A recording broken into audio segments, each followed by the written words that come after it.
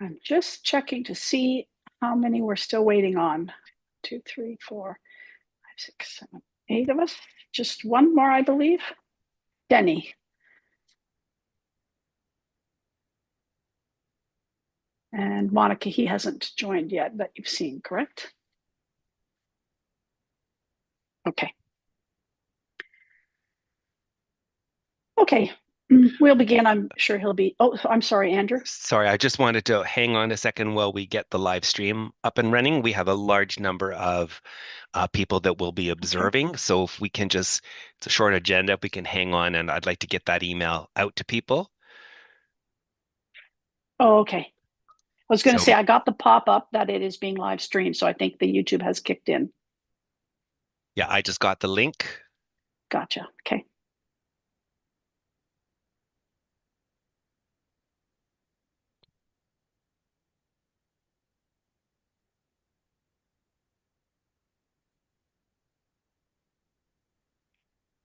Okay. So that message is out to our observers and it's open for them to watch. So my apologies, Madam Chair, you back to your hands. Thank you. That's all good. Okay, so good morning, everyone. Welcome to all council members. Welcome, college staff. I'd like to call the meeting to order at 9:15 a.m. I want to note that we have received regrets from Maria Pajdakovska. I hope I didn't butcher her last name, who will not be in attendance today.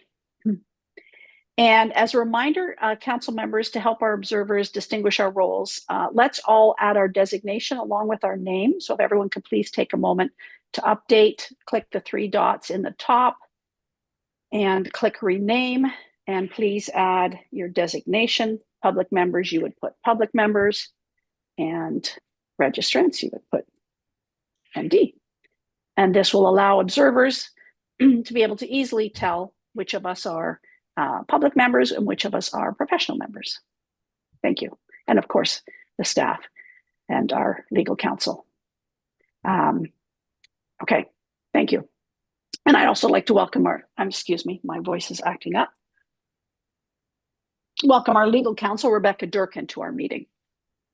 Council will be joined today by Barry Sullivan for item 5, or 5.1 and 5.2 on the agenda. And a reminder to everyone that our meeting today is being live streamed by YouTube. And in this regard, I want to acknowledge and welcome the registrants who have registered to watch the live feed of today's meeting. Beginning on page 4 of your meeting package materials are the updated norms that Council has adopted for video meetings. I'm not going to review them. Everyone should be familiar with them at this point. Reminder, please mute yourself when you are finished speaking. And also a reminder that my preference is that you raise your virtual hand for any questions or if you wish to speak, and your physical hand for motions, consensus, or votes. To raise your virtual hand, click on the heart icon at the bottom, not the up arrow, and you'll see the raise hand box on the box that pops up. And that's also how you lower your hand, same method. Does anyone have any questions or concerns regarding our meeting norms? I don't see any hands. Okay. Another reminder, we're going to use the high five process for seeking consensus when necessary. While we use a video platform, if we were in person, we could use our hands. So on page 7, you'll see the outline for the high five method. If I were to ask about a consensus on a direction, you could show 1 finger if you hated the direction, to 5 if you loved it. Alternatively, we may use an online poll to determine consensus. Okay, the next item on our agenda is the consent agenda. The materials for this can be found on page 8 through 61 of your package. As a reminder, this item includes several documents such as the minutes, the reports, the ratifications, and informational items that are presented for approval as one agenda item to improve efficiency.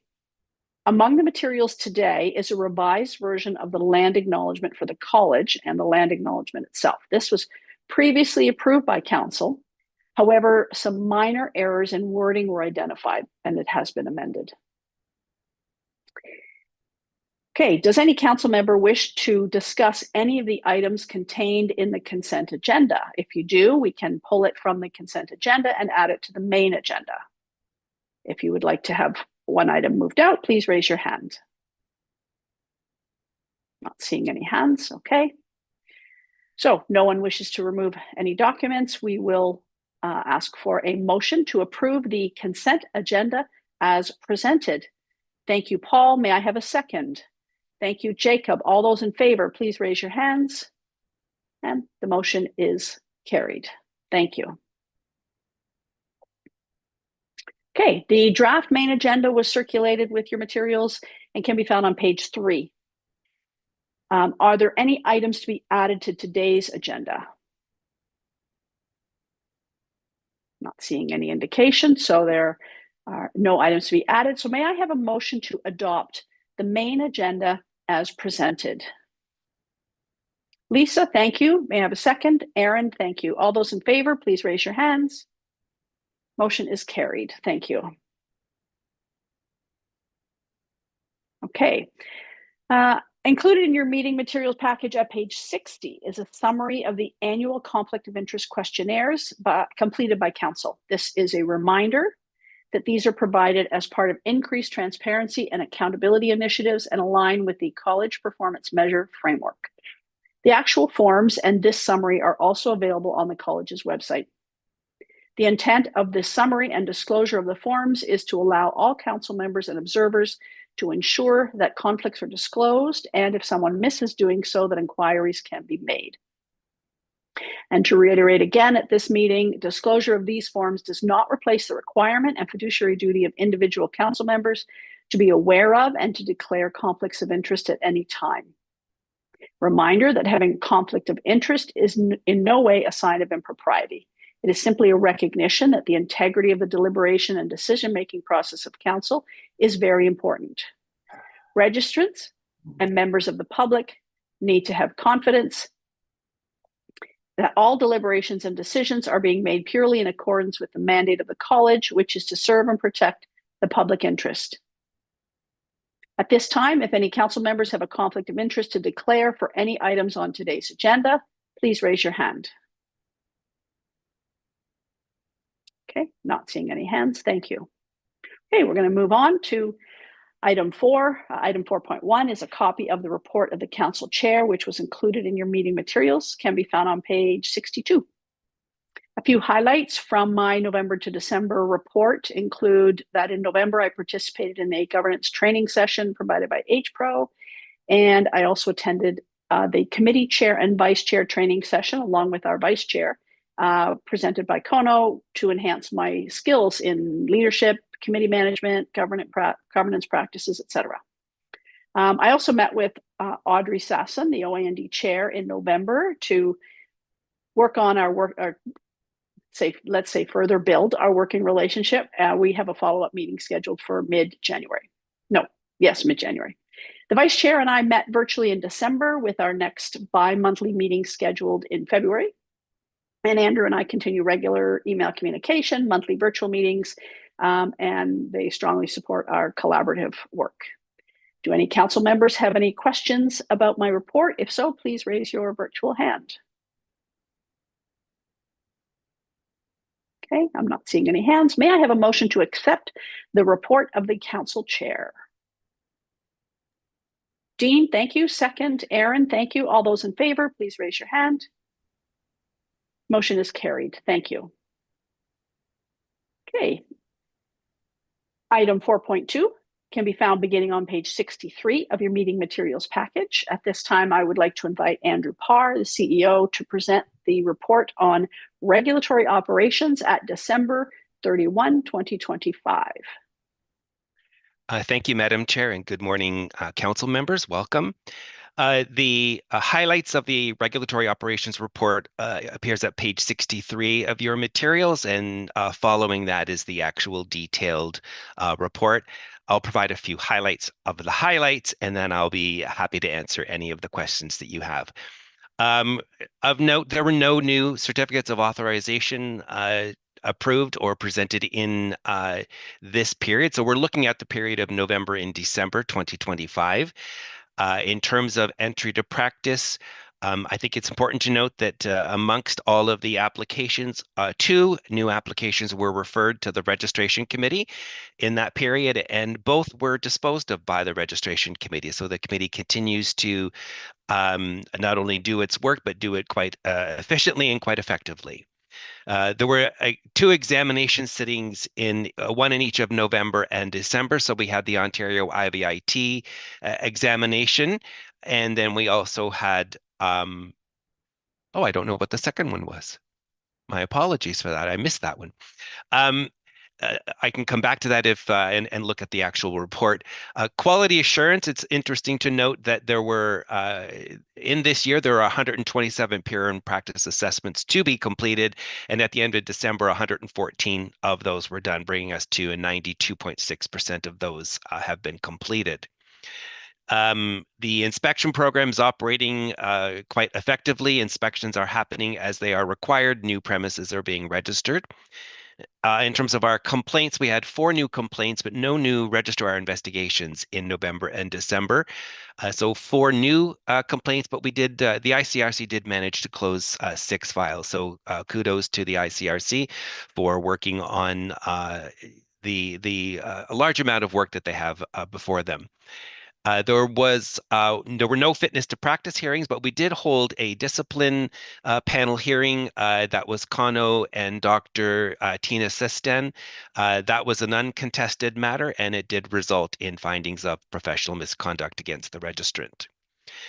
You'll see information there about the regulatory guidance and the key issues that come up. There's a lot of consistency between the reports in terms of what kind of inquiries we are receiving from registrants and the public. And similarly, if you were to go into the data surrounding complaints, the issues being raised in complaints seem to have some fairly high degree of uniformity in terms of the issues being raised. So all important information for us to consider as we move forward towards our risk-based regulation program.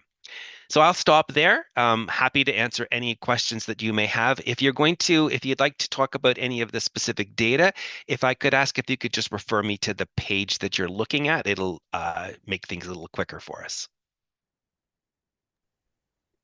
Thank you. If anyone has any questions for Andrew, please raise your virtual hand.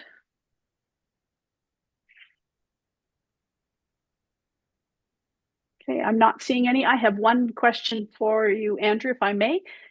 Seeing that we had a large number of registrants attending or viewing past sessions of the REP webinars, I believe you had 579 this year, which is about 30% of all the registrants, if it was each one time. Anyway, do you feel that this program's meeting its objectives? I think the number 579 is really good, but I wanted to get your opinion on how you feel. I do, and actually, this wasn't planned, but I think that's an excellent question. There's a couple of things to raise. It's important for us to look at what we're doing as an organization, and I've actually had a conversation with a registrant about this to ensure that what we are trying to accomplish with our programming is being accomplished. And I think we have to be very clear, with ourselves and with our registrants, that if we find a program isn't doing what we want it to do, that we stop the program and we move on to something that's more productive. In the REP case, though, I do have to say that I think it's quite productive. The number of people that are attending those sessions is quite high, not only just the live ones, but also the recordings. We are now at a point where the recorded sessions is quite a large volume of material there, and quite helpful in terms of just general information and education for the profession. But it's also now creating an avenue where we're looking at some disciplinary matters, and we're now actually turning to the REP recorded programs as being a method through the discipline process of people being able to educate themselves on areas where there may be some deficiencies. So I think that program is doing very well. I think the challenge for us and for every organization in our situation is how to keep it fresh, how to keep the topics current, without having to, go back over a ground that's already been covered. that's a standard challenge for any organization doing what we're doing. But I find it quite helpful. I think they're enjoyable. We get a lot of really good feedback from. I sound like a certain leader in south of the border. It's the best ever. No, but we get very good feedback from our attendees, and we're very pleased with that program. Great. Great. Thank you. Anyone else have any questions for Andrew before I pose a second one? Oh, I'm sorry. I see a hand. Jacob? I'm just wondering, Andrew, maybe this should be addressed later. It has to do with the OAND.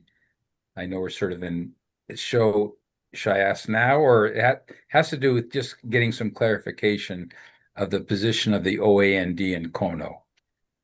And I came to mind because after going through the package, maybe it's coming, maybe it should be addressed later on.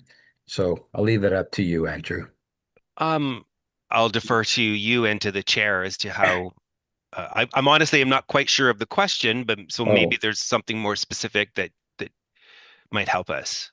yeah. Okay. So I just want because I just want to know like what is our specific relationship with the OAND and how we handle their issues or their demands of us.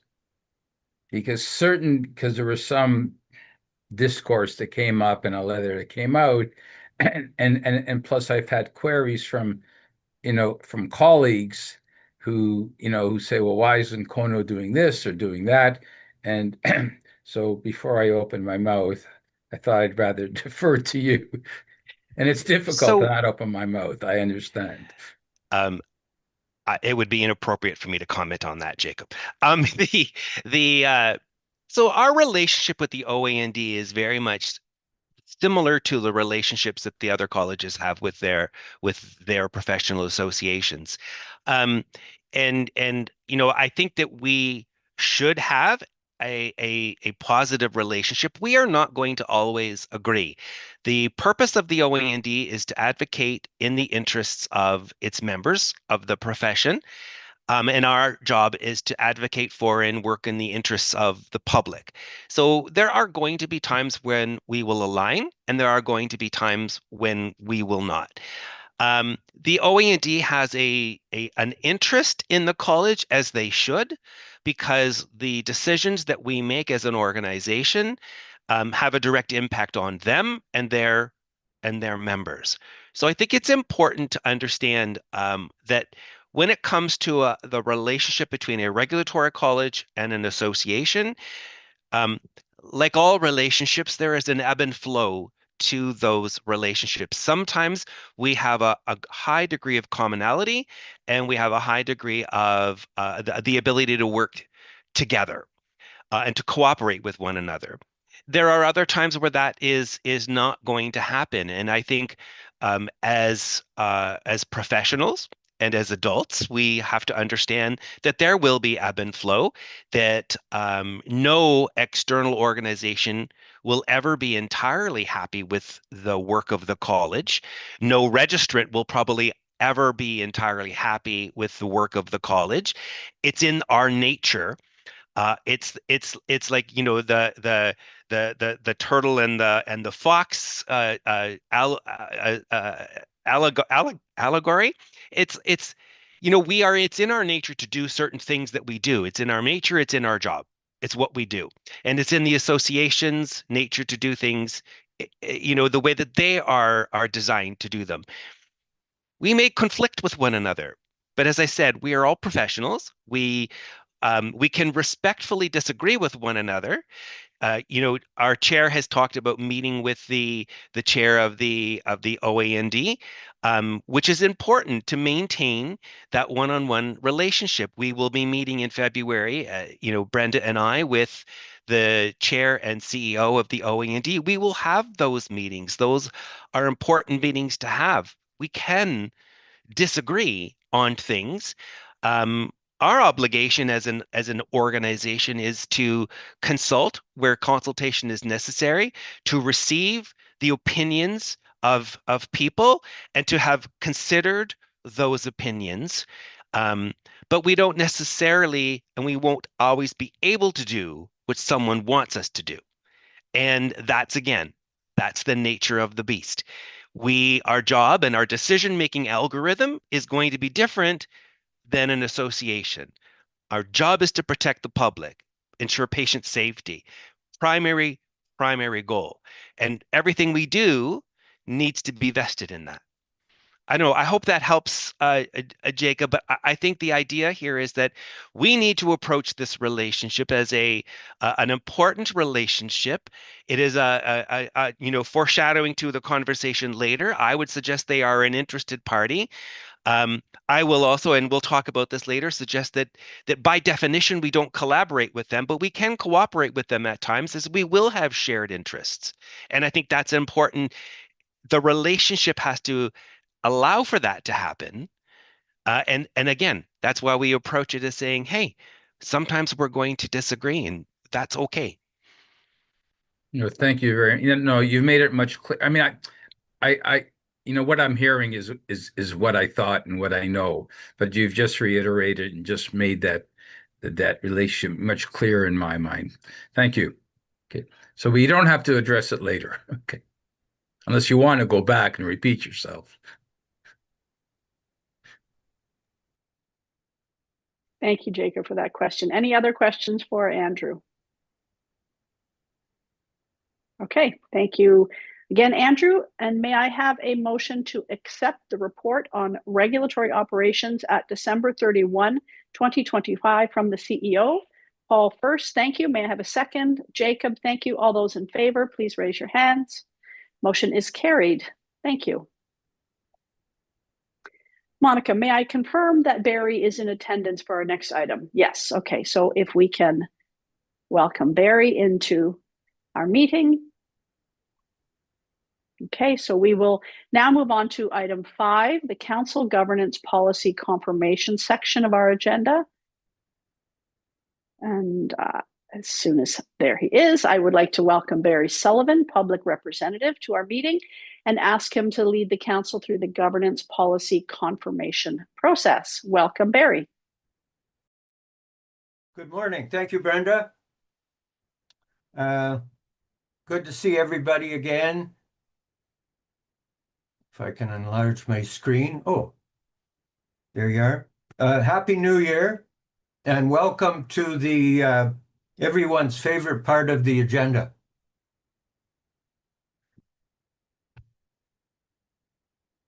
So, Monica, could we put up the slides, please?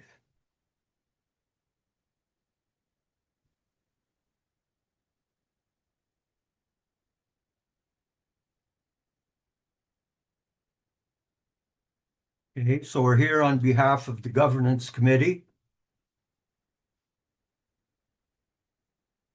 And of course, this morning we'll address the usual items, policy issues arising, and a detailed review of the governance process policies, Part 1, and as well as the proposed amendments to those policies.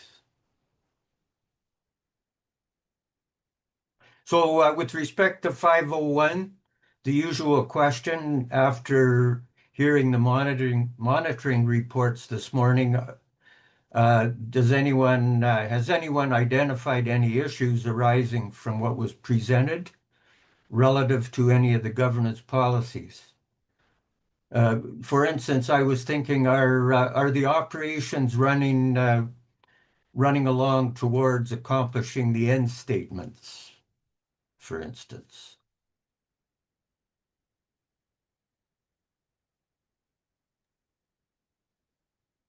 Anything presented? I'm not sure I see everyone, Brenda. No, I can see everyone. I'm not seeing anyone, any hands raised, but that's a great question. Okay. Anyone have any comments about it? Okay. So let's go on to the next part, detailed review. So as per in the past and now as per our new policy, GP 36 that was approved at the last council meeting. Council and Governance Committee members, along with staff, were asked to complete the review of the governance process policies 1 to 18, and the Governance Committee, and submit feedback, of course, to the committee. We received that feedback at the Governance Committee, and we reviewed that at the January 12th meeting of the committee. And from that review, there were a number of suggested wording and grammatical changes suggested to some of the policies, and we'll look at them in part 2.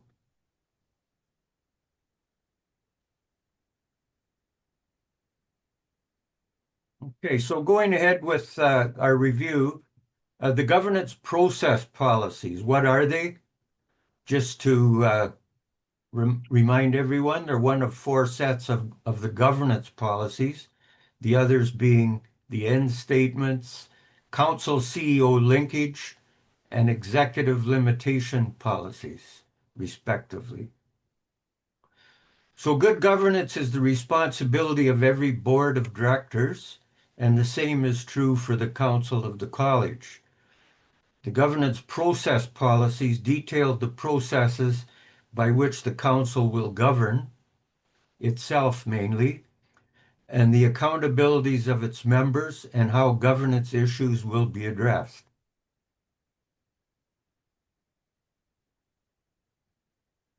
So what are the governance process policies, part 1 to 18? And I know everyone has reviewed them, so I won't go through them. We won't go through them at length here, what they're all about. But this is just a list of those policies, 1 to 18.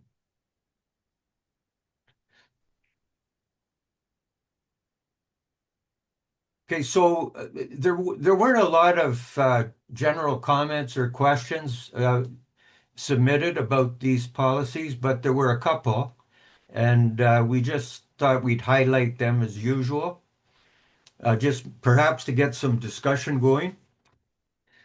But anyway, the first one was with respect to governance process policy 2, governing style,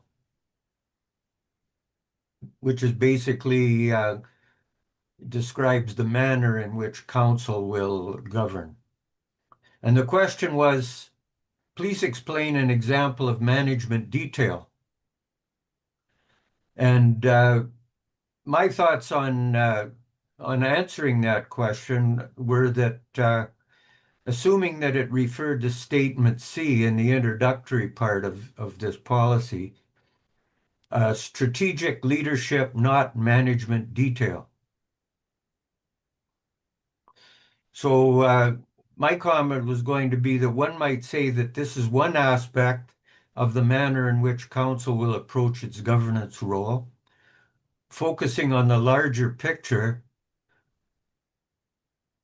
again, focusing on more strategic matters, rather than on the day-to-day operations of the college, the responsibility for which has been delegated, as everybody knows, to the CEO, per the council CEO linkage policies, delegation to the CEO, and job description, and as well the executive limitation policies. And so examples of management detail, I think, as asked, would be operational responsibilities such as ensuring that sufficient college staffing levels are maintained, establishing the annual budget, etc. So I'm not sure if that would answer that question or not. I don't know if anyone else has any comments.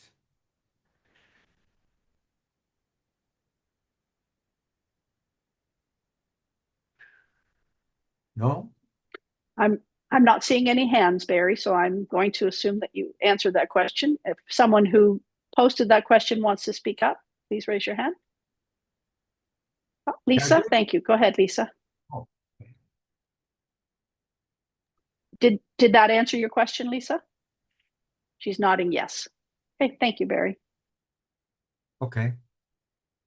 Okay, let's go on to the next one, or the other one, I should say. That was Governance Process Policy 18, per diems and expenses, which talks about, of course, the allowances and reimbursements that are available to council members and others.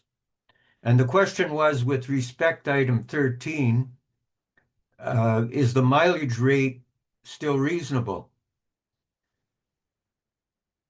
So I'm not sure if it's reasonable or not, but the current mileage rate, some might argue about that, but the current mileage rate for all council members, committee members, and other volunteers is consistent with the rate paid to the public members by the government in accordance with the Ontario Travel, Meal and Expense Directive presently.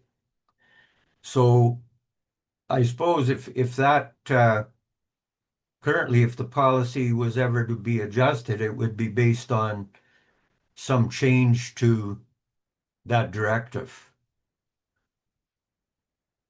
Anyone have a comment on that? Actually, Barry, that was my question, and I just, that's fine. If that's what's been said, I didn't realize the Ontario government was that cheap, but I guess they are. Yeah, I think that would be the same rates that are negotiated by the Ontario Public Service in their. Yeah, must be. I just, my comment was based on what is allowed by the Canada Revenue Agency, which is different. So that's fine. If that's what the rule is, that's what the rule is. So I'm good. Thank you. Okay. And Barry, on that note, the other question that came up at our committee, and it pertains to at our governance committee meeting, which is similar, is the meal rates. And the same explanation applies, was my understanding from the meeting, but are the prices set for the breakfast, lunch, dinner meals that can be claimed, are they still reasonable? And reasonable or not, my understanding is it still falls under this directive. Is that correct? I believe so. Yeah. Okay, thank you. Okay, any other questions for Barry before we go on to the next slide? Okay, go ahead, Barry. Okay, so that's we had that's it for the comments that we received. We did get a couple of general comments, but one was, this is an excellent process and allows members to be informed of, educated, and provided the opportunity to assist with and verify the effectiveness of the governance process policies. So thank you. So are there any other comments or questions about any of these 18 process policies?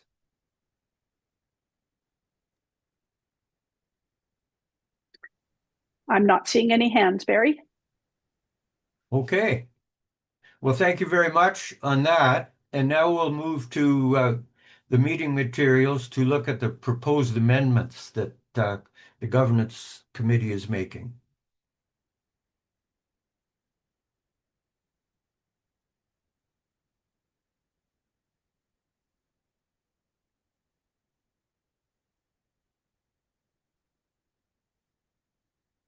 So everyone will have got in their package this memorandum of the proposed changes. So I think everyone has probably reviewed that. We could just skim over it here. There were a number of grammatical changes, but there were also a few recommendations for changes to the wording. So we'll just go over that quickly here. So to GPO2 governing style, recommendation that we remove the word individual in bullet point 3. So that now reads, allow no officer, council, or committee member or committee of the council to be a rationale for not fulfilling council commitments. GPO 3, there was a recommendation to rephrase one of the bullet points. And what we did with this one was we added in reference to the regulations. So it now reads, shall be familiar with the Regulated Health Professions Act and the Naturopathy Act and the regulations made under those statutes. That was the part that we added. GPO 5, we added in reference to the to one of the bullet points, GPO 4 council job description, just a minor adjustment. GPO 6 committee principles. We just realigned the titles of the committees due to the recent amalgamation in June 25. GPO 8, we made a change to the wording of bullet point 2. Now reads, one of the meetings set out in paragraph 1 shall be designated for the purpose of approving auditor's report, financial statements, and will be held within 6 months of the end of the year. That was to clarify that there wouldn't be an extra meeting to review the auditor's report, that it would indeed be one of the 6 bi-monthly meetings that council has. GPO 9, again, there was a little bit of redundancy, I guess, between bullets 3E and 3F. So we reworded 3E just to read requests for information about existing policies. GP 10, conflict resolution. There was some wording changes that were recommended and discussed, and I won't go through them. They speak for themselves, I think. GP 18. Oh yes, this pertained to the fact that we were referring to in this statement that there were, it implied that there still were districts 1, 7, and 8, and we amended it by putting in the word former. And then there were a number of grammatical changes to what, 1, 2, 3, 5 of the policies. So I don't know if do we usually run through the policies themselves, Monica, to show the changes or not?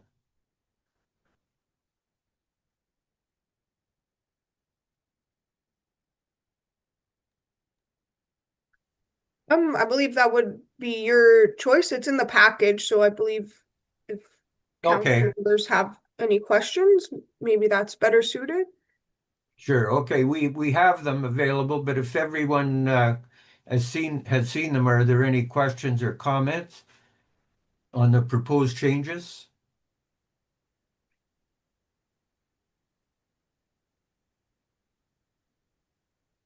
And would anyone like to see one of the policies with the track changes so they can see how it looks differently? If anyone would like that, raise your hand as well, or if you have questions for Barry.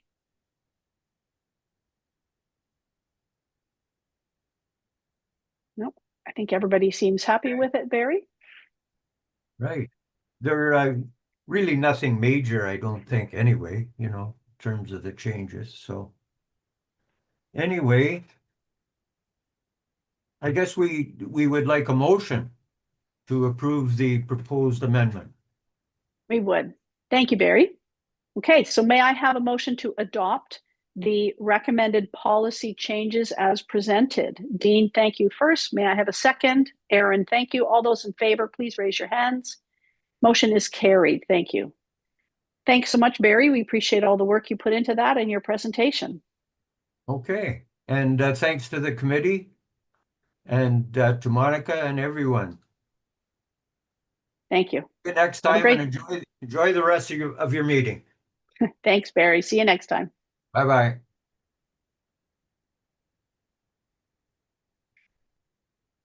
Okay, we now move on to section 6 of our agenda, beginning on page 102 of our meeting materials package. And at this time, I will invite Andrew Parr again to present on defining relationships and related terminology. Thank you, Madam Chair. So this is really an adjunct to, I think, Jacob's question and some of the conversation with that. So there is a briefing note in your package. It's at page 102. I'm going to actually refer to it. So if you wanted to take a look at that, you're welcome to do so. So when we do a briefing, I think it's important to understand that we try to set out for you what the purpose of this conversation is. And this today is about identifying the relationships that we have with external organizations, and how we will, going forward, refer to those relationships. And it's kind of important to understand, well, why are we here and what did we used to do? And I think our biggest issue is, frankly, we always refer to organizations outside of the college as our stakeholders. And in recent years, stakeholders has become a term that is, well, frankly, offensive to some individuals and groups within our society. And I've set out in the briefing, why some of that is. So you'll see that, historically, that term really does come from the colonialism of our past, which is, not something we need to or should be proud of. And so it as a general term, it really does cause offense in some instances. It also doesn't really reflect some of the relationship or the parameters within certain relationships. It is generally a catch-all phrase. If you didn't know how to refer to a group, they were just considered a stakeholder. And then everybody just simply became stakeholders. So it became a term more of convenience than of one that was descriptive or that helped identify the relationship between organizations. So as things have changed, we've come to a point where I think we're having difficulty understanding and explaining our relationship with other organizations. I want to add to that that there's this conversation about cooperation and collaboration. For those of you that were on council, that's actually now going back quite some time. We had a presentation made by a former registrar and CEO of the College of Pharmacists, who also happened to have been appointed by the government to be the supervisor for the College of Denturists. And she had made a presentation to council, and she talked about the importance of, looking at things as being collaborative.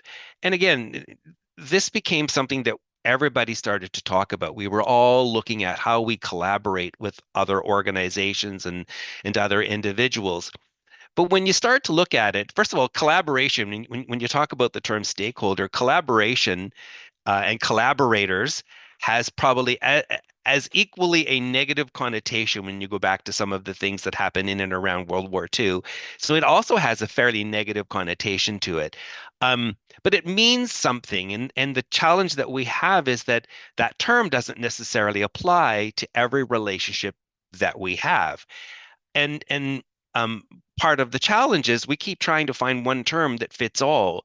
And I think we need to accept and acknowledge that one term will not fit all. And it's not necessarily appropriate. And how we frame our relationships with other organizations may need a layer or a level of sophistication that we haven't really paid much attention to in the past. And I think that's really where I'm asking the council to consider going, which is to introduce a little more sophistication into how we look at other organizations.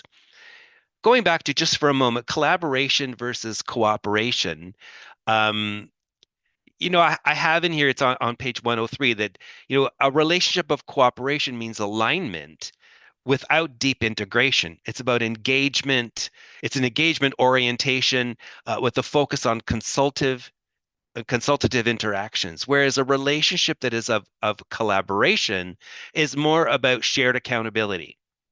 It's more of a partnership-based approach with a focus on mutual accountability and shared responsibility. So if you use those concepts to frame what we're doing as an organization, there are groups with whom we would cooperate but not collaborate. And there are groups with whom we would collaborate but not cooperate. And therein lies the dilemma. They can't all be called the same thing if the relationship is not the same. And then I want to sort of that what really kind of, and I mean no disrespect, I have the utmost respect for the ministry, but part of what we all did as regulatory colleges is we took something that the ministry had and we then said, oh, well, there's our term that will apply to everybody. And so in 2020, the ministry, of course, introduced the College Performance Measurement Framework. And the CPMF talked about the work that you do with your system partners. And so it became, oh, well, we're going to always talk about our system partners. The challenge is that first of all, that part of the framework doesn't have specific measurement outcomes. It simply says, we want to know what you've done with your system partners to serve and protect the public interest. And in saying that, the ministry also didn't say, well, who are your system partners? The ministry always has left it to us to determine who are the system partners that we work with. And some organizations have included everybody, all of the different entities that they may interact with, whereas others have taken a different approach where it says there's only certain groups with whom we are partners, because the partnership implies a collaborative approach. And we can't collaborate with everybody. We're just too different. So one of the unintended consequences, I think, of the ministry's College Performance Measure Framework was to suddenly introduce this idea that, well, we have a whole bunch of system partners. System partners became the default replacement for stakeholders. And that's no better than using the word stakeholders. So I wanted just to talk about what groups or individuals am I talking about here? So they're in groups. Obviously, we have Ontarians. And I put them first because we have both individuals from the public and we have naturopathic patients. But they are the people that we exist to serve. They are the people that we serve and protect. That's our job. And then we have our registrants, because they're the people that we work with to engage and create regulation. Of course, we have the government broadly and the Ministry of Health specifically. And then we have agencies of government. So the Office of the Fairness Commissioner of Ontario. Many of you may not know this, but we are registered with the Office of the Integrity Commissioner of Ontario as a potential lobbyist of government. So we're registered there. And of course, we have the Health Professions Appeal and Review Board, which receives appeals of ICRC and registration committee decisions. We have the other regulatory colleges, and we have the Canadian naturopathic, so other naturopathic regulators in other jurisdictions in Canada.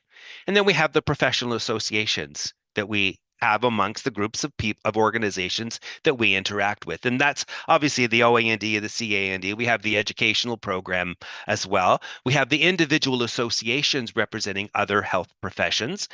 And we have other associations in other provinces that represent naturopathic doctors in those jurisdictions. So these are the groups that we're talking about, and we're trying to identify, how do we categorize them? How do we view them? What's our relationship with them? so that we can make sure that we understand, we as an organization understand that, and we can then refer to them in a proper context and in a way that lets the public and people understand what it is that we're talking about. So and I guess one of the examples of how this became a bit of an issue was when we started doing the briefing materials around the December 10th, we began to realize, wait a minute, this whole idea of system partners isn't fitting everybody, and we maybe need to take a look at it. We didn't want to bring this forward in December because we already had a packed agenda, but we wanted to follow up on all of that here today. And we've done, and you'll see in the briefing, we've canvassed what appropriate terms, what other people using, and really, there's not a lot of uniformity amongst the colleges as to how people are referring to various entities with whom they interact. So in part, one might say, well, that's sort of a problem. We should wait and see what others do. Or I would like to say we should perhaps provide some leadership as an organization and say, hey, we've grappled with this. Here's what we think about it. And what we're suggesting here, what I'm suggesting to you here, is that we look at categorizing and describing our relationships with other entities using only 3 terms. We do have system partners, and these are the people with whom we would report to the ministry under that parameter on the College Performance Measure Framework. These are people with whom there is regulatory engagement, either the college regulating them, i.e. our registrants, or the entity overseeing or regulating us, in which would be government and many of the government agencies. Those are our system partners. It would also include other Canadian naturopathic regulators because we often partner with them. I'm thinking of some of the work we've done with them around telemedicine and other Ontario health regulatory colleges, because we partner with them, both looking system-wide, but also in individual issues. We've done some work with the College of Pharmacists, on issues around compounding and other avenues. But we also work with them on individual investigations oftentimes. And we've had several different instances where we've partnered with another regulatory college in Ontario in terms of a joint investigation, each of our members. And then outside of the system partners, we have interested parties. We have organizations that have an interest in the work of the college and with whom we will engage. This is probably a bit more broad in terms of these would have been our former stakeholders who are not partners. These are people that we work with, that have an interest in what we do, that our decisions will impact them. And here you're looking at the associations, the educational program, because what we decide as a college will impact their organizations and their members. And ergo, they're going to advocate for, and appropriately so, advocate for their members. That's their job. That's what they're being paid to do. And we have to respect that. That's important. It's an important aspect of the regulatory model. And I think the last group are alliances. And I think it's important to separate those out because an alliance is a formal long-term cooperative agreement. And so with whom do we have an alliance? Well, there are 2, CANRA and HPRO. HPRO is the Health Professions Regulators of Ontario. So that's essentially our alliance or association of all the regulators. So it forms an entity. And then we have CANRA, of course, the Canadian Alliance of Naturopathic Regulatory Authorities, that now has and exists as an entity separate and apart from the individual regulators. So what we're suggesting here is to introduce some clarity and to make sure that we understand that there are groups with whom we will collaborate and we must collaborate. And there are groups with whom we may cooperate on an issue by issue basis when there is synergies between us on those issues, but it's not collaborative. We don't have a shared responsibility. We're not sharing resources with all of these people. We're working with them when it's necessary to do so and appropriate to do so. And there are instances where that will come up. So that's sort of the point of today. And this is up to council. You can, I'm going to open this obviously up for some questions and clarifications, but there's no pressure point here. If you don't feel that this is something that you're ready for yet, then that's fine. But let's have a conversation about it. Let's see where we go. I think, as we look forward to how we want to be able to articulate what we're doing with various groups, I think now is a good time to introduce some clarity, and that's what the hope of this is. Brenda, I'll turn it back to you. Thank you, Andrew. I appreciate this being brought forward, as I had questioned over with regards to policies and using the term stakeholders and questioning whether we should be amending our language in those. So I do appreciate you bringing this forward, and the organization, the way you categorized it, makes sense to me. Thank you. Does anyone have any questions or comments with regards to this information of what Andrew has presented? If you do, please raise your virtual hand.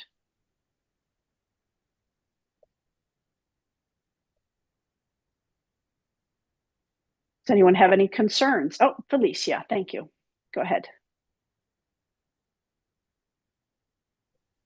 Sorry, I couldn't find my virtual hand there, but I see the heart now, so I'll use it next time. Yeah, I'm just wondering about and I think you mentioned a little bit of it in the risk assessment, in terms of optics, does this sort of create almost like a hierarchy type thing where some organizations might be perceived as more important than others or whatnot? Thank you. That is an excellent question, and I had not contemplated that whatsoever. I didn't contemplate this as being a hierarchy. And we have, as an organization, and as your operational wing, we do not have a hierarchy of.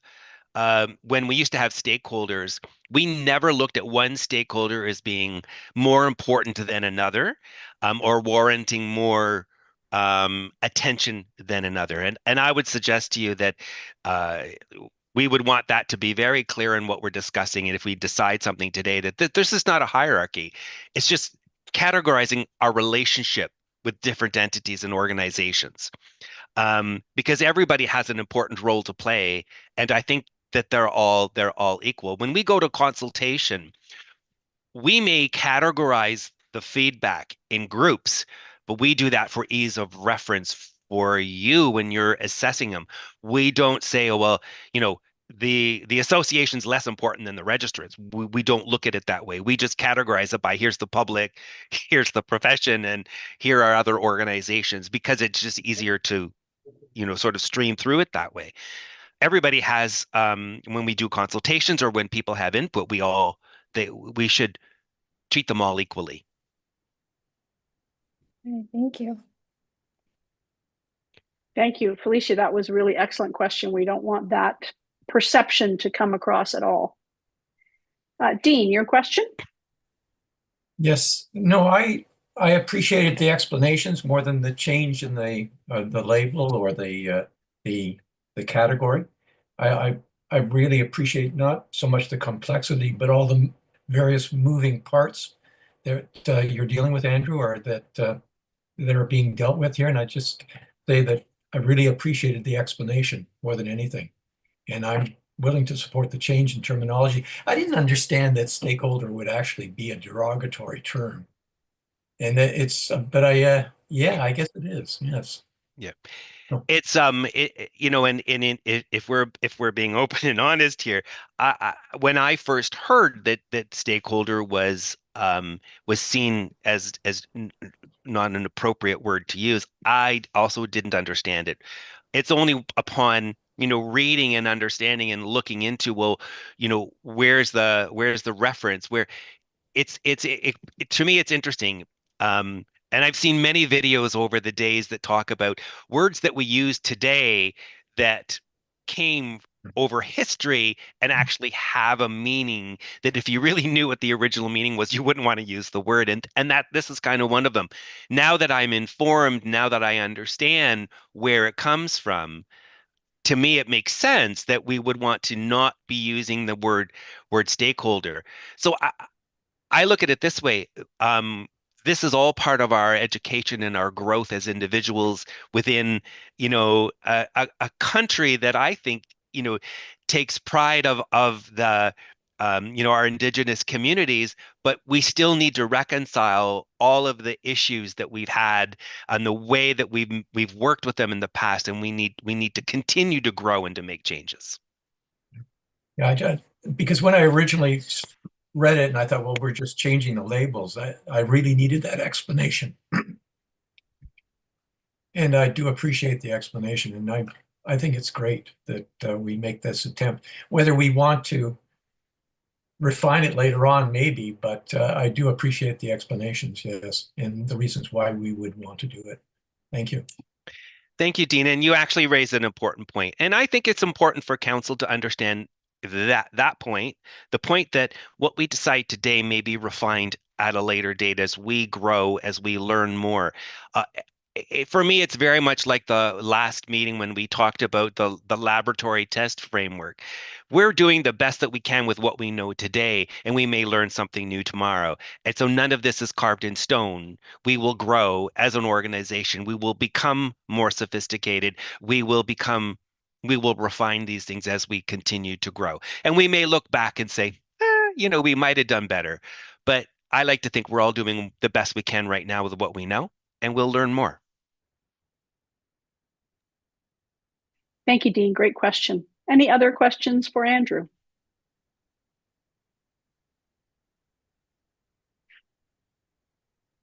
Okay, thank you. I see some thumbs up. Andrew, I do have a question. So will this then, should we adopt these, will this then automatically result in any amendments to policies where the language needs to be clarified, or will we wait until the next review, sort of park those changes, and the next review will put them through? What are your thoughts on that? I'm not big on make work projects in an environment that is already strained to the max. So I would suggest that as we move forward, we would put this forward to the governance committee as they do their policy reviews, and we will make some changes over time. We've learned that despite best efforts, a sort of an omnibus change will often result in something being missed. It does require the careful eyes, and I think the ongoing review process is there for that. You will find things on the website that are probably old language that you still may find his or her. We're doing what we can as we move forward, but the reality is we try to limit our resources and try to stay within the box. And your next meeting, you'll have the fun of looking at the budget, and so you'll see that there is a contained box within which we have to operate, and our resources need to be allocated within that box. Okay, thank you. Okay, if there are no further questions, may I have a motion to adopt the terminology relating to the college's relationships with external organizations? Danny, I have a motion, and second, I see Paul. All those in favor, please raise your hands. Motion is carried. Thank you. Okay, I am going to ask that we take a brief 10-minute bio break before we start with Jeremy's exciting presentation that I can't wait for on QA. So if Monica can put up a timer, actually, why don't we come back at 10:25, so just under 10 minutes. Okay, thank you.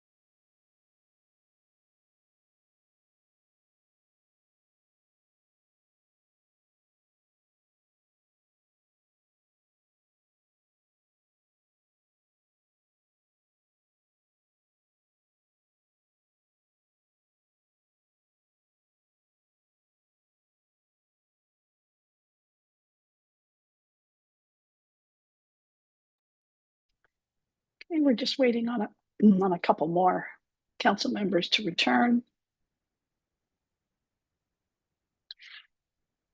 Okay, welcome back, everyone. Let's begin with the next item. So item 7.1 can be found beginning on page 109 of your meeting materials package. Now, this briefing is typically provided annually in September, but it was deferred from our last two meetings. So at this time, I would like to invite Jeremy Cannell, Deputy CEO of Regulation, to present item 7.1 for the council. Thank you, Brenda. I feel like there's been a lot of buildup for this, so we'll just kind of lower those expectations right now across the board, okay? So Monica, can you share that presentation? Thank you. As Brenda has mentioned, there is a program briefing summary on page 109 of the meeting package, so if you kind of want to follow along or whatnot, we can go to the next slide there, Monica. So the college's duty, as set out in the legislation, and you've heard this many times before, is to serve and protect the public interest. Its mandate is to support patients' rights to receive safe, competent, and ethical naturopathic care. And the college achieves its mandate by performing 4 key functions. Today, what we are going to focus on is the third of those 4 functions, which is ensuring continuing competence. And this means that the college creates and manages a variety of continuing education programs to help ensure the provision of safe, competent, and ethical care. Now, actually, can you just go back? Before we go on into the more details of the program, I think there's a few things in the briefing that I do like to just kind of highlight that I think are really important, and it helps frame a little bit the QA program versus other programs. And so the briefing itself also talks about that some elements of the college's role, such as registering individuals and holding naturopaths accountable, so complaints and discipline, they're reactive in nature, right? So they're initiated only after something happens. Other elements, such as setting standards and continuing competence, which we're going to talk about today, are proactive in that they attempt to prevent those issues before they occur. So this is one of those areas where we actually get to be more proactive in our approach, which I think is really important. When we and I really love this part of the briefing as well, is that when we do our job well, we've kind of done all of these things. We've set the rules to ensure safe care. We have registered the right people who are qualified. And they're committed to providing safe, competent, and ethical care. We've ensured that they maintain those knowledge, skill, and judgment, and we have hold them accountable for their decisions and actions. And I think that those are really important things. That's how we know that we have done our job, is that we've kind of done all these things. And some, like QA that we're going to talk about today, are proactive, and some are reactive. And it's just kind of the nature of how the college works.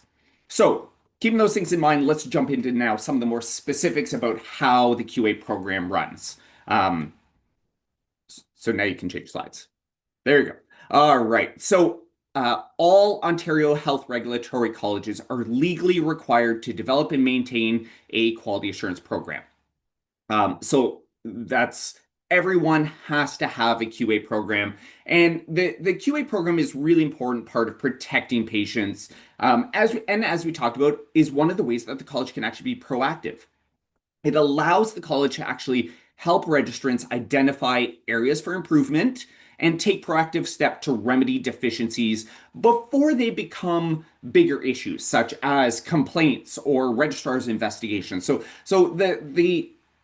And then the way we do this is in 3 major components, which are required of all health regulatory colleges. And those include self-assessment, continuing education, and peer and practice assessments. And the QA committee, which oversees the running of the program, they in general take a very transparent approach to the QA program and the way that they deliver this program.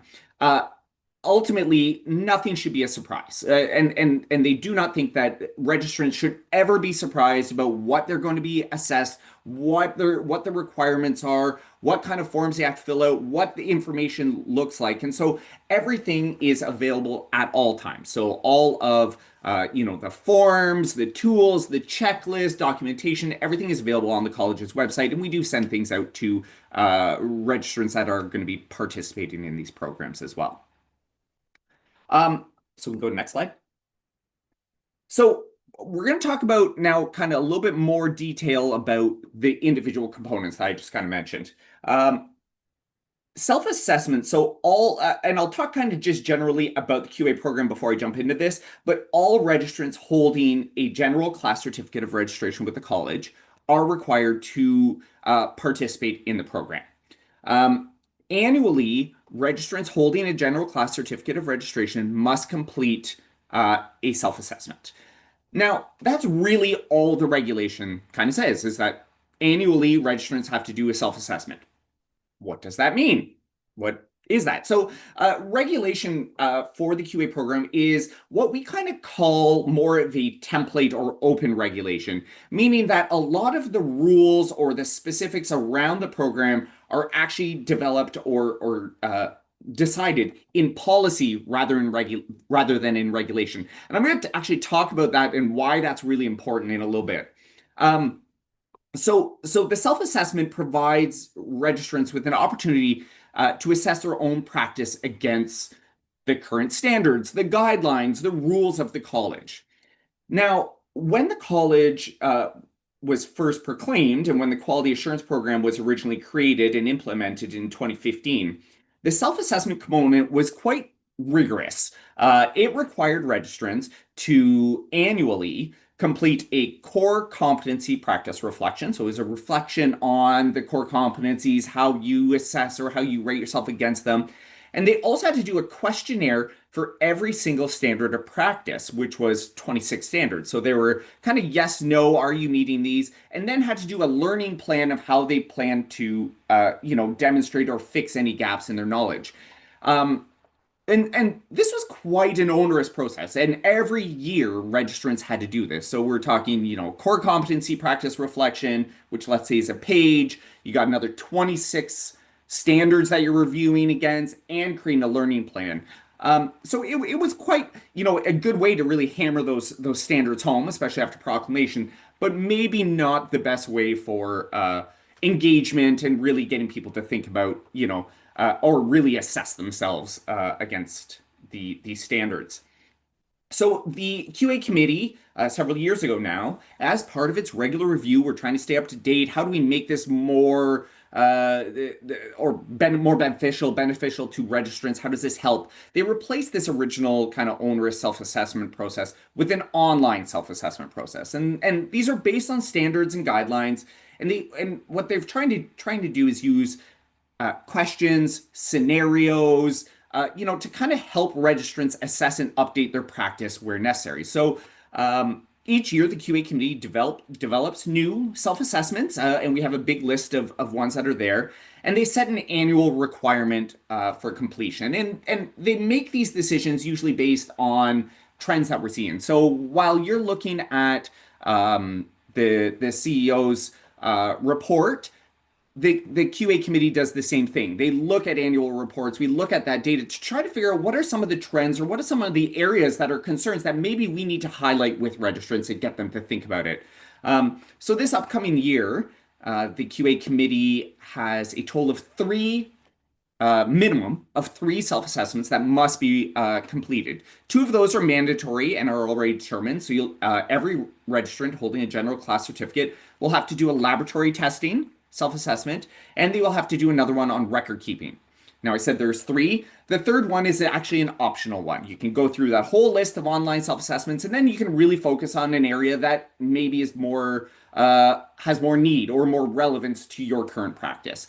And again, 3 is the minimum. You can do as many as you want. Following the completion of the online self-assessment, registrants are then sent a letter of completion, and then they keep that in their professional portfolio. We do not check self-assessments for, it's not a right or wrong. It is actually just, are you taking the time to do that? If so any of the registrants here that have gone through, or any individuals who have sat on the QA committee will know that when you answer a question on the online self-assessment, whether you got it right or you got it wrong, it'll actually give you the answer. It gives you the information. So if you were right, it'll say, great, hey, you already knew this, but here's the important information. And if you got it wrong, they'll say, well, actually, that's not right, but here's the information that you know. So, right? So we're constantly, it's just a constant education piece, right? So you're just constantly moving that knowledge ahead. And now earlier, we'll just kind of circle back, and I talked about how the QA regulation is more of a template regulation and does have really very broad parameters, has a self-assessment. So if the requirements of what a self-assessment looks like were in regulation, for us to have changed from a very rigorous, onerous, time-consuming, paper-based self-assessment to an online, the way we've done it now, to do that would have actually required a regulatory change, a regulations change, sorry, instead of a policy change. So this allows us to be, what's the term that was used? Nimble. It allows us to be nimble. It allows us to change. It allows us to look at the way we're doing it and saying, okay, well, we've been doing it this way. Maybe it's not the best way. How can we improve our processes? So it is kind of beneficial in that way, especially for a proactive program. All right, let's jump into the next one here. Continuing education. This is the one that probably takes up a lot of time. So the way that the continuing education program works is that registrants are required to complete 70 credits for every 3-year period. The 1 credit is equal to 1 hour typically of education. Now, registrants are divided into one of 3 reporting groups, Group 1, Group 2, Group 3. It's not rocket science here. And that's based on their initial year of registration. They will report one group reports every year. So that means that if you're in Group 1 and you're reporting this year, you will report your CE activities, but you won't report for another 3 years and so on and so forth. So what that does mean is that every year, the Quality Assurance Department does have 1/3 of the profession actually reporting their CE. So that happens every single year. So I mentioned earlier that there's 70 credits that you need to get over 3 years. This is also then broken down further in that the Quality Assurance Committee has said, well, there's 2 categories of credits. We have Category A, and you have to get 30 credits in that area. And these credits are ones that must be pre-approved by the Quality Assurance Committee. So they undergo a review. They tend to be more structured activity. They are really focused on clinical competencies of the profession. And there's a whole, application and review process that they go through, and the Quality Assurance Committee will review them. And if approved, then they become approved courses that anyone can take. So that's your Category A. Then we have Category B courses, which are, there's 40 credits. Now, these are all of everything else. So they're professional development activities related to the practice of naturopathy, but they do not require such a formal approach. They can be participating in marketing courses on how do you market your business better, and advertising courses, but they can also be more unstructured learning. And so it takes into account that we all learn differently. There's the lecture, you talk to me and I'm going to kind of retain some information, but then there's also the doing aspect. So sitting on council, sitting on committees, participating on working groups, teaching at the educational institution, all of these are ways that we are constantly learning and constantly improving. And so these are all worth credits as well. So then at the end of that 3-year cycle, like we talked about, registrants submit a summary of their continuing education using log forms that we have, and they're available on the website. And once we've confirmed their reported continuing education activities, we issue a certificate of completion for them to keep in their portfolio. Now, one of the things I do want to say and tell you today, so, I've told you how we do it, or how we have done it. But one of the exciting things is that this upcoming reporting year, we are actually going to see a change in the way that CE credits are reported. We have been working on the development and implementation of an online CE reporting mechanism. So we're really hoping that this will really streamline and make it a lot easier for individuals to report their CE. So instead of, you have to go back and find that course and what was that course and write it down and how many credits was it and I don't know. And even then for staff, we're looking at it and we're like, I don't know what this course is. So it just streamlines, drop down menu, approved course. That's the one I took. This is the date I took it on. It'll automatically calculate your credits. We're really hoping it should be a streamlined process. So we will be seeing that rolled out over the next few months. So we're very excited about that. All right, continuing education. Now we're going to jump into the one that scares everyone the most, peer and practice assessments.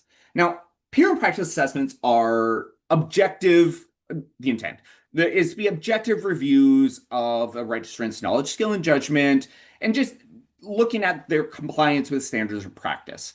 Now, we say that, and that's really scary. Like, what you're coming in and you're going to be in my practice and you're going to tell me all the things I'm doing wrong and whatnot. And at the end of the day, what it's really intended to do is actually just provide an opportunity for registrants to have conversations and discussions with a trained assessor who is looking really, who is trained on the standards of practice, the rules and requirements to help them improve their practice. And I think that's a really important part, is that you may not know, oh, that was a rule. I have to have lids on my garbage cans. I didn't even know that was a rule, right? But before that becomes a complaint, we have an assessor saying, yeah, you got to put lids on that garbage can. There you go.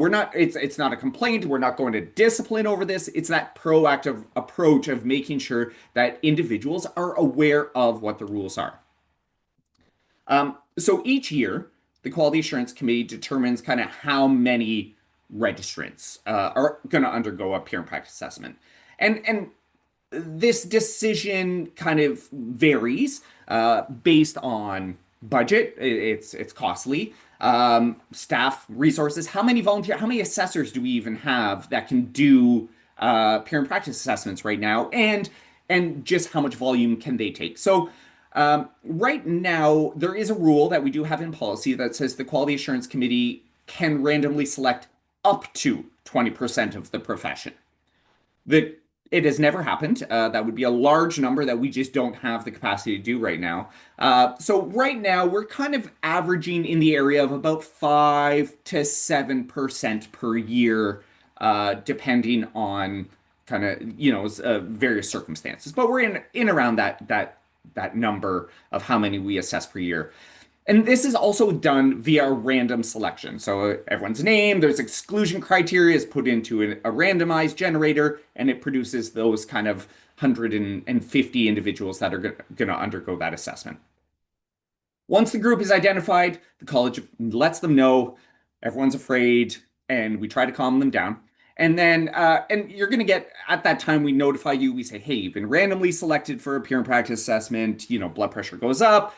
We just need you to fill out, you fill out these kind of pre-assessment questionnaires, send them in, and that just helps us. That's just kind of like, give us an overview of what your practice is like. What kind of patients are you seeing? What kind of control acts do you do? That kind of stuff. Because then that helps us match assessors to different types of practices.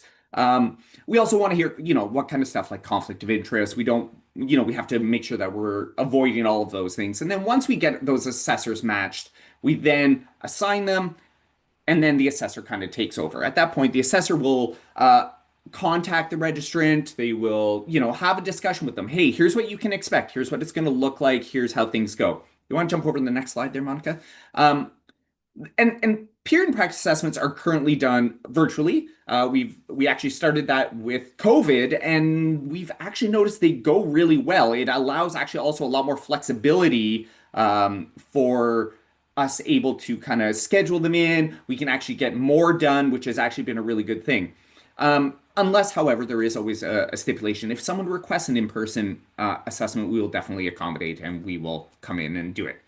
Now, assessments involve a number of kind of aspects or things that we're looking at. Now, not all will be applicable. So, for example, a premises review. Now, if people don't really have a premise, if they're 100% virtual, there really isn't a premise to review. So again, there is flexibility, and we do have to adjust based on the individual practice. But so we're gonna look at a premise review. We look at record keeping. So we have individuals submit some examples of their records. It's all redacted, and you know, we kind of evaluate them based on a checklist that also the registrant has.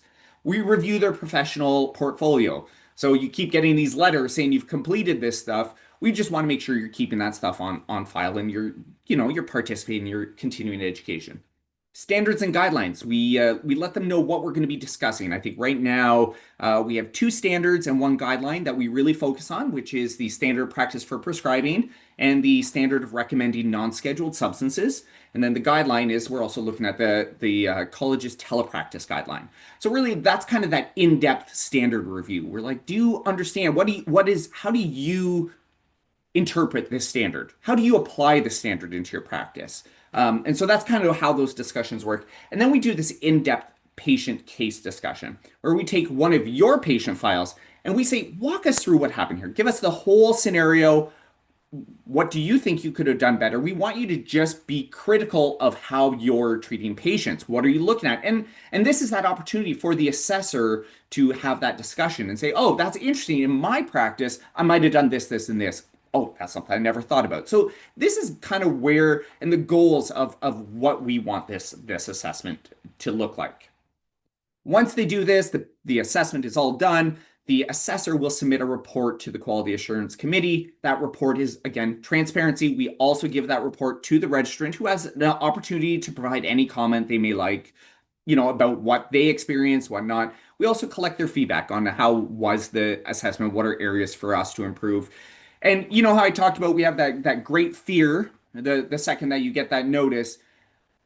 Most individuals at the end say, actually, this was a really, really great and positive experience. So anyone who's watching, anyone who's here who hasn't undergone a peer and practice assessment, I know it's scary when you get that email, but we really, it's a beneficial process. We're not out to get you. That is not the purpose of this program. All right, next slide. We're going to just kind of talk about a little bit of now worst case scenario. So it's not always, we call it the Sunshine and Rainbows program. It's not always sunshine and rainbows. And so with that, the RHPA and the Quality Assurance Regulation made under the Act, the Naturopathy Act, has powers that has outlined powers that the Quality Assurance Committee has where a registrant's knowledge, skill, and judgment may not be satisfactory, or especially for us, what we've seen a lot more of is where a registrant fails to comply with the program. So these include a number of things. They can order a peer and practice assessment if an individual does not participate or complete their self-assessment or their continuing education. They can require a registrant to complete specific educational requirements if they have failed a peer and practice assessment. They can direct the CEO to impose or even remove terms, conditions, or limitations if there was some major issues. And they can also disclose the name of the registrant and allegations to the complaints committee if a registrant has failed to participate in the program. So, you know, strong powers. Luckily, we have not had to use them often. And like I said earlier, this might be a question of, you know, what do we see the most of? Actually, though, very rarely have we seen areas where individuals are actually, what's the word I'm looking for? Their knowledge, skill, and judgment has been unsatisfactory. We've actually seen more individuals that have just not participated in the program. We chase, and just non-responsive. I want nothing to do with this. I'm not going to do that kind of stuff. So that is an area we've seen more than really that kind of problems with an individual's knowledge, skill, and judgment. All right, and we'll just jump into this last slide. So about the importance, and I've mentioned this. When I talk about QA, you'll hear me talk about this all the time. Again, and I've said it all through this. It is one of the primary methods by which the college can be proactive, and I think it's so important that it allows us to also be that kind face to registrants. Oftentimes, we're complaints, there's discipline, we're that, you know, we're enforcing the rules. You have to do this, you have to do that. And I think that the quality assurance program, and I make that joke about sunshine and rainbows, it allows us to just be kind. It gives us, we're humans too, and we want to help you meet those goals. And I think that's one of the areas that and why I love this program so much. And it just really does take that supportive and a proactive approach. Now, it does require a lot more work, and it can be very time consuming, especially when we're making, 500 phone calls to really encourage people to get their stuff in on time. But, the outcomes have been very positive, and we have gotten really positive feedback on the program. So I'll stop there. We're going to go, I'll open it up to some questions, but really that's kind of what your QA program looks like. Thank you, Jeremy. So you answered 4 of my questions that I had written down with your very thorough presentation. Excellent. 4 of how many? Sorry. You know me, I have a few more. Does anyone else have questions for Jeremy before I take over? Jacob, go ahead.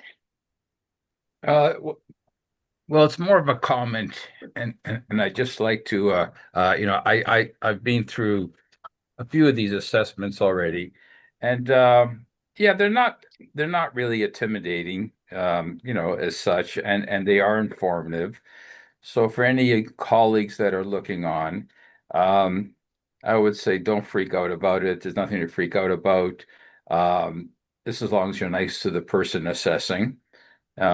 I know it might be hard for me, but I try, and that's it. And they appreciate that. Yeah. Thanks, Jacob. And I appreciate that self-awareness comment there. Anyone else have a question for Jeremy? Okay, so I just have a couple. You referenced review of the professional portfolio when they do the PPA or the peer practice assessment. How far back does that go? Does it go to the prior assessment, or is it a set number of years? Yeah, I believe. So we asked that it depends on what the items are. So for example, if most individuals will not have done a previous peer and practice assessment, so they won't have a previous one there. If they have undergone a peer and practice assessment, we do ask them to keep that. I believe in the policy, it's up to 2 reporting cycles. So that would be about 6 years of your stuff. Now, I'll just build on that a little bit. When we were talking about kind of the rollout of this new CE program, we're actually hoping that it's going to also incorporate an online portfolio. So every registrant will have an online portfolio. You complete your self-assessments, it'll be saved online. You complete your continuing education, it's saved online. When your peer and practice assessment is complete and that completion notice is sent, it'll be uploaded to your own portfolio on there. So hopefully it's going to actually eliminate that need to keep an individual portfolio. It'll actually be kept on the college's servers. That's very exciting. Yes. Thank you. Okay, before I ask my next question, has that triggered any other questions from anyone? Okay, so my next question, Jeremy, and you alluded to the 500 phone calls. If someone fails to submit their 70 hours by their reporting deadline, is that an automatic trigger referral to PPA, or do we expend significant resources on manpower to chase people? That's an excellent question, because there's actually a whole policy that the QA committee has developed on how this is handled. So ultimately, at the end of the day, there is a reporting deadline. You submit what you have completed. We then will review that and identify if there's discrepancies. Where there are any discrepancies, so let's say you haven't met that 70, right? You're missing a couple category A, a couple category B. The Quality Assurance Committee has built in a process by which there's an automatic extension that is granted to individuals who have submitted but have deficiencies, for them to remedy those deficiencies. And that's typically the deadline to submit is September 30th. Usually they give them till the end of February to remedy any deficiencies that are identified. Now, where the problem becomes, and what you're talking about is how, when that kind of triggers into bigger issues, is you haven't submitted anything at that September deadline. Okay, calls, there's letters, we advise you, we chase you, and we've even said to individuals, even if you haven't done a single CE course, submit it. Submit a blank log with your name on it and your signature saying I haven't done anything, because you will get an extension to February 28th to remedy it. Now, that's a lot of credits you're going to have to get in a short period of time, but this is what happens when we don't take advantage of the 3 years. So an individual doesn't submit at September. They get a couple extensions, still haven't submitted. We're now well into October. We will eventually that will come back to the committee. And at the committee will then make a decision about, it's now time to issue a formal notice with a formal deadline. If they fail to submit anything by whatever the deadline is that they determine, we would at that point require them to undergo a peer and practice assessment for failure to comply with the program. So it's not, so it isn't October 1st, failure, and of course we would not do that again. That's right. So that is their process and policies of how they've developed that. Does that help? Thank you. You're a lot kinder than some other regulators. They're automatic. Yes. So yeah. Thank you. Okay. And that, I wonder if that triggered why Dean just raised his hand, because he knows the regulator I'm referring to. Go ahead. And he's on the QA committee too. So yeah, I know. So Jeremy and I have had these discussions before. Yeah. And after you said a while earlier that you expect that this thing will be online within 3 months. I understand that there have been cooperation problems with the programmer, but can we not have an opportunity? I understand I only bring this up when we have one of these extreme cases. And it just this is just incredible what goes on, the resources that go into chasing these people down. Can we not find a way to tighten it up a little bit? After everything is automated, that we can maybe eliminate some of the excuses so that we don't have to deal with some of the extreme cases. That's the only thing. And I know I've harped on this before. It's getting a little bit repetitive, but yes, in some of the other professions, you don't get away with this. You really don't. So if this automation allows us to take away one of the excuses, I think we should run with it. I think we should try and tighten it up to say, no, you're way beyond what's acceptable, or we've tightened up the rules. No, you are now in default and we want to do something about it, as opposed to it going back and forth and back and forth and back and forth. So I've had my speech, I guess. And you're right, Dean. And we've talked about this, about how do where's that line between supportive and encouraging and there are rules to follow. And I think also a number of the bylaw changes that you approved in December will really help with that as well, right? So now we are going to be issuing formal notices. Those will also come with a fee, right? So we've been nice. Formal notice, that will come with an additional fee. You have been notified, and then failure to do this will result in outcomes. All right. Yeah. So I think a lot of that will also tighten those things up as well, Dean. Yeah, and it's interesting. We go through these reviews, and you mentioned it, and it was followed up by what Jacob said. When go in and do some of these things, most of the registrants, I would say in 95% of the cases, you get very positive feedback. I can think, and I've only been on you sucked me. I mean, you encouraged me to join QAC very early on. And I think I can only remember about 2 or 3 cases where the person was or the registrant was resentful. In all the others, no, like even the most recent one I think we did in January or this month was the person really didn't know how to do something, and it forced them to ask the question. It made their job easier. It's like you get to communicate with people, you get the feedback. It depends on how you take it, but in most cases it's very positive. So yeah. Thank you, Dean. And maybe with the automated online system, it might create the opportunity for automatic email reminders if the number is not at 30 by a certain date or something. Like all these other apps, my daughter gets her Duolingo reminders, how many days since she did her last one, and all of those. So anyway, Okay, any other questions for Jeremy? Okay. Jeremy, that was an excellent presentation. Thank you. Really, really enjoyed that. And thank you everyone for your questions. Thumbs up from Denny. Okay, so we will now move on to the next item, which relates to personnel matters of the council relating to the workplace environment. So as such, council is going to move into an in-camera session in a breakout room without the public or registrants or staff present. However, we have asked that legal counsel Rebecca Durkin join us. So to proceed with that, may I have a motion that the council moves to an in-camera session pursuant to paragraph D of section 7.2 of the Health Professions Procedural Code in order to discuss personnel matters. First from Denny and a second from Naomi. Thank you. All those in favor, please raise your hands. Thank you. May I ask that we be moved to a breakout room, please?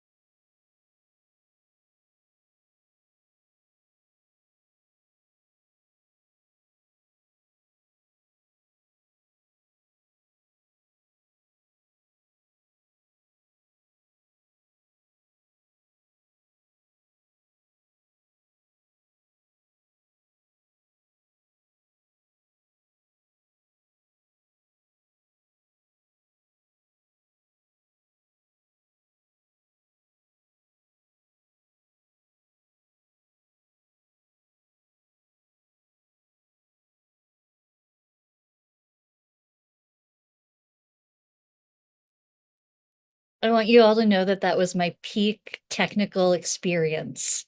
I cannot do anything beyond that. So just a reminder, we have returned to the open session.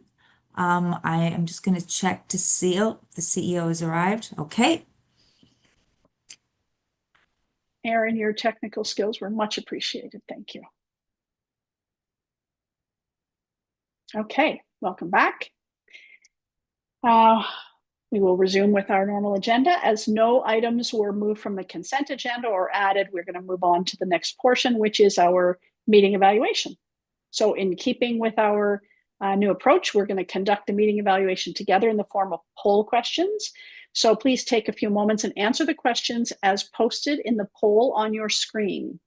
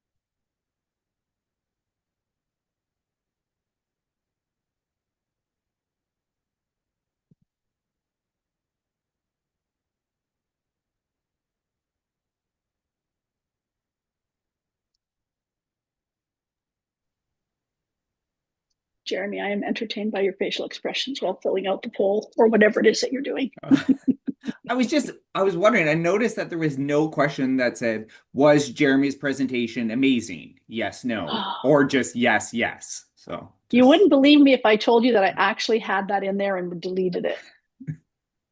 And it said I don't yes, believe yes, right? Okay, we have our responses. So the first question, were there any issues that we discussed today? Were the issues that we discussed today essential to the role of the council? And it was a unanimous yes. Was there any area where our time could have been managed more effectively? It was a unanimous no. I'm actually surprised. I thought for the in-camera, I was going to get a whole bunch of yeses on that one. I didn't feel I managed that as well. But thank you, everybody. Number 3, were the meeting materials helpful and timely? A unanimous yes. Were there other people that should have been at our meeting to assist and guide us who were not present? A unanimous no. Did you feel prepared for the meeting today? Unanimous yes. Do you feel that council was prepared for the meeting today? Unanimous yes. Did you feel this was a safe place to have discussion and present independent views? Unanimous yes again. Did council's decisions today serve and protect the public interest? Unanimous yes. Did you feel the in-depth review of the governance process policies of GP01 to GP18 assisted you in your knowledge of these policies? Now, it wasn't quite a unanimous yes. I would like to ask if the person who said no is comfortable sharing what maybe could have been added or what would have helped them a little more, if they're comfortable speaking up. If not, you can always send me an email afterwards. I would be happy to hear and we can pass that along. Okay, and the last question, is there anything that might be improved in the future? And it was a unanimous no. So thank you, everybody. I appreciate your responses. And our next meeting will be on Wednesday, March the 25th. On our normal schedule, will be held by a video conference. Reminder that the usual process will be instituted where you're going to be invited to register, and that when you register, it's an indication that you will be in attendance. This is to ensure that we know whether we have quorum available for the meeting. Also want to remind you that our council meeting in May will be in person on Tuesday, May 26th and Wednesday, May 27th at the Toronto Marriott Hotel in Markham. The Tuesday will be a full day of training and then followed by a half-day regular business meeting on Wednesday, May 27 of 2026. This concludes our business for today. May I have a motion to adjourn the meeting? I saw Paul's hand first. May I have a second, Denny? And we don't have to vote on this one. So I will call the meeting to close at 11:59 a.m. Thank you, everyone, for your time, your really thoughtful input, your commitment today. Thank you, Andrew, Monica, and Rebecca, and all the college staff behind the scene. Oh, yeah, and Jeremy. For your support Wow. assistance. Oh, man, take my foot out of my mouth now. Happy Thanks, February, everyone. Stay And warm. Happy New Year. I didn't say that at the beginning, but good to see everyone. We will see you in March.